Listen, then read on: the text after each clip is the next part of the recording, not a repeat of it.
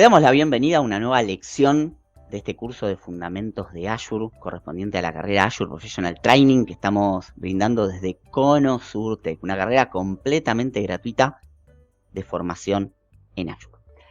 Llegó el momento de hablar de los modelos de implementación. Estamos analizando el principio 532 de informática en la nube, que nos permite conceptualizar de qué estamos hablando cuando estamos hablando de una nube informática. Y llegó el momento de trabajar sobre el numerito 2, ¿sí? Que son los modelos de implementación. Cuando estamos hablando de modelos de implementación, recordemos que el 2 se refiere a dos modelos elementales: nube pública y nube privada. Pero descubrimos ya en lecciones anteriores que la combinación de ambos nos da lugar a nube híbrida e inclusive a modelos multinube que vamos a estar analizando en esta lección. Vamos a comenzar con explicar nube privada. Cuando estamos hablando de nube privada, estamos hablando de una nube que se ejecuta en mi propio centro de datos. Por supuesto, si estamos hablando de nubes, porque cumplimos con las 5 características que ya hemos explicado en lecciones anteriores. Pero la particularidad es que estas 5 características están presentes, pero en mi propio centro de datos. Básicamente es una nube que utiliza una sola entidad, una sola organización, mi organización. La nube privada proporciona un control mucho mayor para nuestra empresa y para nuestro equipo de IT. ¿Por qué? Porque al ser utilizado solo por nosotros y al tener pleno control de los componentes de hardware, realmente realmente podemos tener control absoluto sobre todos los componentes. Ojo con esto, porque claramente mantener una nube privada en nuestro propio centro de datos incluye normalmente un mayor costo asociado. ¿Por qué? Porque tengo que comprar todo el hardware, así sencillamente, ¿no? Y en algunas circunstancias esto puede representar menos ventajas que alojar todas las cargas de trabajo en una nube pública, como por ejemplo puede ser la de Microsoft Azure. Y además, tener una nube privada requiere de un lugar donde alojar este hardware, es decir, un alojamiento, un lugar físico.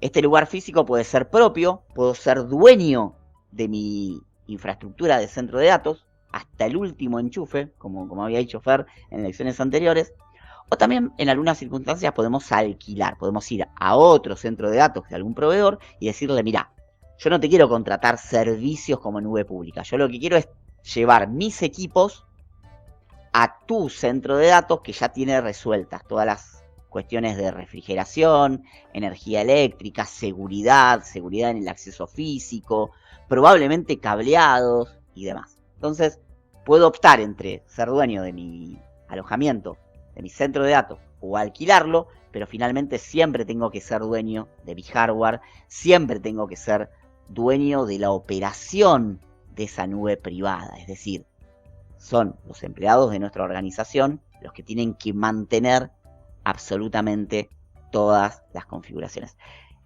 Los enfoques de nube privada o de centro de datos propios fueron muy utilizados en años anteriores, dado que dependiendo de las regulaciones de un país, dependiendo de los requerimientos o de la confianza hacia la nube pública, en realidad estas organizaciones decidían montar sus propios centros de datos y mantener la información lo más privada posible, ¿no, Fer? Sí, totalmente. En el caso, por ejemplo, nuestro, que estamos en Argentina, hay muchas legislaciones que no permiten tener cierta documentación en la nube y demás. Entonces, es necesario tener una nube privada para poder almacenar toda esa información que tiene que ver con cuestiones legales y demás. En terreno Bueno, nacional, digamos. que deben ser claros. La ley dice que tiene que estar ubicado en terreno nacional. Bueno, pero la nube privada son uno de los modelos de implementación posibles. ¿Cuál es el otro, Fer? El otro modelo de implementación posible es el modelo nube pública, que básicamente es un proveedor que nos brinda un servicio donde él controla y mantiene todo lo que tenga que ver con la infraestructura por detrás. En una nube pública, cualquier persona puede ingresar y contratar un servicio o acceder a algún recurso que necesite. No necesariamente tiene que ser nosotros como un usuario común, podemos entrar, suscribirnos, pagar y usar el servicio tranquilamente. No es necesario que seamos una empresa. Y bueno, la disponibilidad pública general es una diferencia clave entre lo privado y lo público, ¿no? Y algo que está bueno detallar y tener en claro es que no es necesario invertir grandes sumas de dinero, como por ejemplo teniendo una nube privada, que necesitas tener no solamente, por ejemplo, caso de hardware, ¿no? Necesitas 10 discos, pero no puedes comprar 10 discos, tenés que comprar 12 por si se te rompe alguno, ¿no? Tener siempre un backup de hardware y demás. Con esto tenemos la posibilidad de con poco costo olvidarnos de todo eso y poder salir a la cancha, por decirlo de alguna forma, con todos estos servicios en la nube pública. Y algo pero muy importante que destacar, que mucha gente confunde, es que la nube sea pública no significa que nuestros datos sean públicos, ¿sí? Si bien el nombre es público, todos nuestros datos son de nuestra compañía y están aislados. Inclusive la mayoría de los vendors o los proveedores de estos servicios invierten muchísimo dinero para garantizar la seguridad y el aislamiento lógico de toda esta información y que no se mezcle en nuestra empresa, que una empresa no entre a mi empresa a ver los datos míos y demás. Todo eso está muy bien securizado y protegido y todo el tiempo los proveedores están invirtiendo mucho dinero para que eso no pase. O sea, siempre tener en cuenta eso, que los datos no están públicos a pesar de que la nube sea pública. Y esta aclaración que vos hiciste, Fer, además de ser muy importante, parece muy básica, pero es una pregunta de examen. En la certificación oficial de Azure Fundamentals puede ser que te toque la pregunta de niveles de privacidad específicos. Recordá siempre que la nube sea pública no significa que los datos estén públicos y accesibles por otros, ¿sí? Es fundamental esto que comentó. Ya hemos visto en lecciones anteriores que estos dos modelos de implementación no son realmente dos. Surgen nuevos modelos de la combinación de ambos. El modelo más obvio es la nube híbrida. La nube híbrida combina los mundos de nube pública y privada para permitir que de alguna manera nuestras aplicaciones se ejecuten en la ubicación más adecuada. Normalmente cuando tenemos una nube híbrida tenemos redes que nos conectan entre nuestra infraestructura on-prem y la infraestructura del proveedor de servicios de nube para que justamente podamos hacer esta combinación. Y un aspecto importante, para tener una nube híbrida, no necesariamente inicialmente tengo que tener una nube privada. Puede ser yo que primero tenga una nube pública y luego la convierto en híbrida porque agregué una nube privada en mi organización. O viceversa, puede ser que primero nazca con una nube privada y cuando voy hacia una nube pública en realidad no muevo todas las cargas de trabajo, muevo algunas, por lo cual de alguna manera ya estoy haciendo utilización de una nube híbrida, ¿sí? Pero tengamos en cuenta que no necesariamente para tener una nube híbrida sí o sí tengo que arrancar por una privada. Puedo arrancarlo más bien por tener inicialmente cargas de trabajo públicas. Era muy común cuando hace ya varios años arrancamos con los servicios de nube, que el punto de partida sea infraestructura on-prem. Esto era muy común, por lo cual la nube híbrida rápidamente se asociaba con mantener mi nube privada e ir a una nube pública, pero hoy en día la mayoría, yo diría, de las startups arranca por contratar primero servicios de nube pública porque inclusive no saben si su negocio va a funcionar. Por lo cual antes de invertir grandes cantidades de suma, alquila servicios en la nube. Totalmente, sí. A ver, las startups se basan mucho en las pruebas de concepto, en los MVP. Y tener infraestructura para saber que algo no funcionó y que rápidamente tienen que cambiar, la verdad es un costo muy grande si tienen que tener infraestructura. Y tampoco saben cómo le va a impactar si el negocio funciona bien. Porque si le funciona bien, crece muy rápidamente y no tienen capacidad. Entonces, la prioridad siempre es ir a una nube pública. Exactamente. Bien, si comparamos inicialmente estos modelos de implementación, podemos decir muy sencillamente que en la nube pública no hay gastos de capital.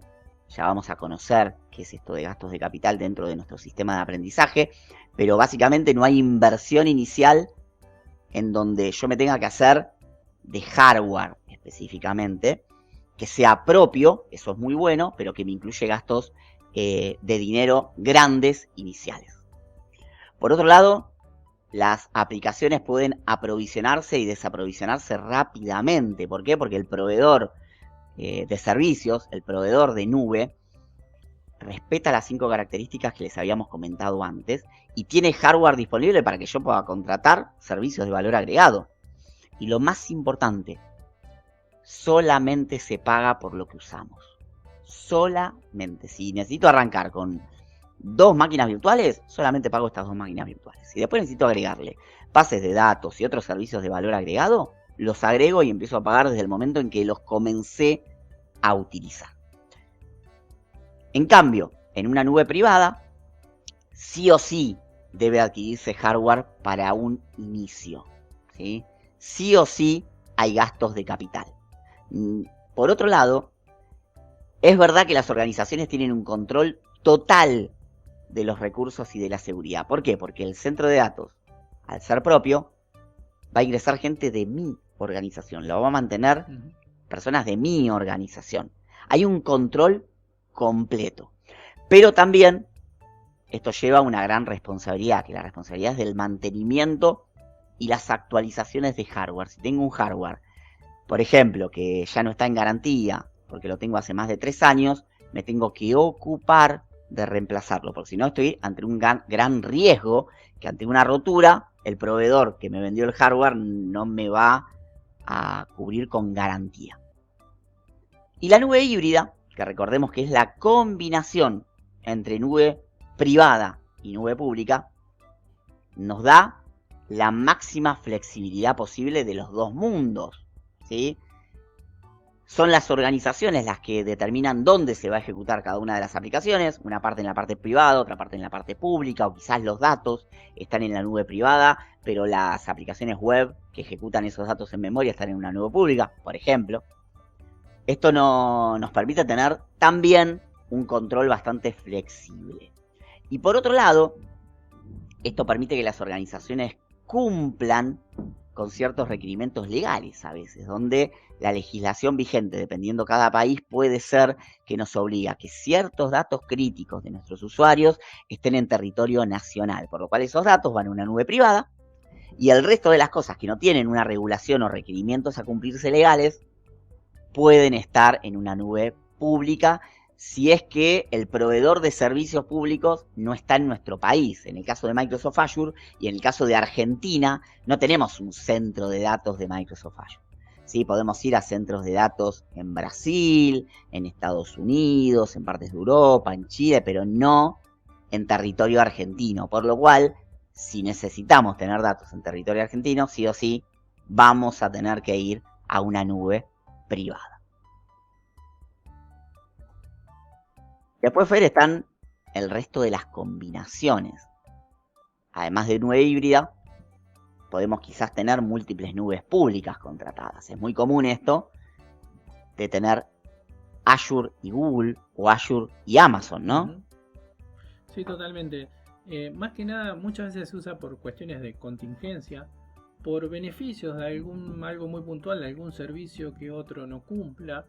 Hay muchos servicios que son propios inclusive de las nubes, no sé, en el caso de Azure, Cosmos DB es muy propio de Azure, Dynamo en el caso que es el comparativo de AWS, y capaz que usamos los dos pero necesitamos una característica específica que solo tiene esa herramienta, y bueno, ahí caemos en que tenemos que tener, no sé, nuestro storage o nuestro procesamiento en Azure y queremos usar la de AWS. Entonces pasa que tenemos 2, 3, hasta a veces inclusive donde trabajo yo trabajamos con las 5 nubes, o sea, entonces puedes llegar a tener esta situación donde tenés no solamente las nubes de Azure, AWS y demás, sino que también puedes tener inclusive tu privada, como nos pasa a nosotros.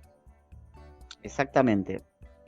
Y además, recordemos, siempre tienen que estar presentes las 5 características, pero podemos combinar métodos de entrega. Capaz que utilizamos más SaaS en la nube de Azure a través de Office 365 y más PaaS en otra nube, por ejemplo, ¿no? Entonces, totalmente, inclusive se dan estas combinaciones de métodos de entrega.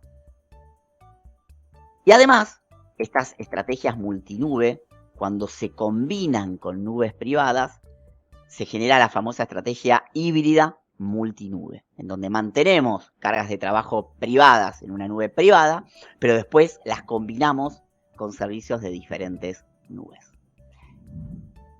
En conclusión, cuando hablamos de modelos de implementación, podemos combinarlos, ¿sí? Básicamente, los modelos de implementación definen el tipo de implementación de recursos de nube. Para el principio 532 existen dos modelos básicos, privado y público.